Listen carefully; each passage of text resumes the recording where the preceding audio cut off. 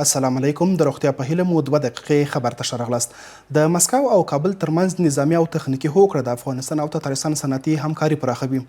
روسي رسنیو خبر ورکړی چې د مسکو او کابل ترمنځ د نظامي او تخنیکي همکاریو هوکړه به د افغانستان او تتارستان ترمنځ اقتصادي او صنعتي همکاري ته پراختیا ورکړي. په راپورونو کې راغلي چې د دغو دواړو هیوادونو په همکارۍ کې د تخنیکي خدماتونو د پراختیا په ګډون د شته تجهیزاتو ترمیم، د اړتیا وړ پرزو برابرول او د تخصصي وسایلو او ماشینونو چمتو کول شامل دي. د غایبو کسانو د شتمنیو د ساتنې قانون نافذ شوی. د عدلیې وزارت خبر ورکړی چې د غایبو اشخاصو د منقولو او غیر منقولو ملکیتونو د څیړنې قانون د اسلامي امارت د مشرتابه له توشیح وروسته په رسمي جریده کې خپور او نافذ شوی دی.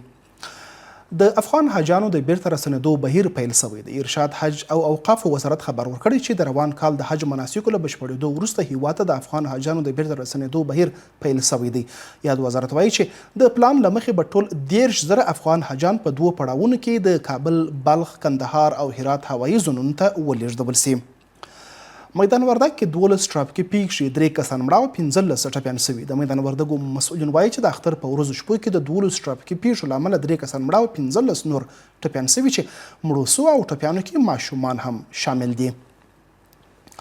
او د امریکا نوې دفاعي تګلاره او د ناټو پر ځینو اروپایي متحدانو د فشار زیاتېدل. د امریکا جګړې وزیر پیټ هیګسټ د سنګاپور کې یوې امنیتي غونډې پر مهال د ناټو پر ځینو اروپایي متحدانو نیوکه کړې او ویلي دي چې لویدیځه اروپا باید د آسیایي شریکانو له تجربو زده کړه وکړي. دا 2 دقیقې خبر تر بیا چې درته راځو پر الله مو سپارو. د خدای په امان.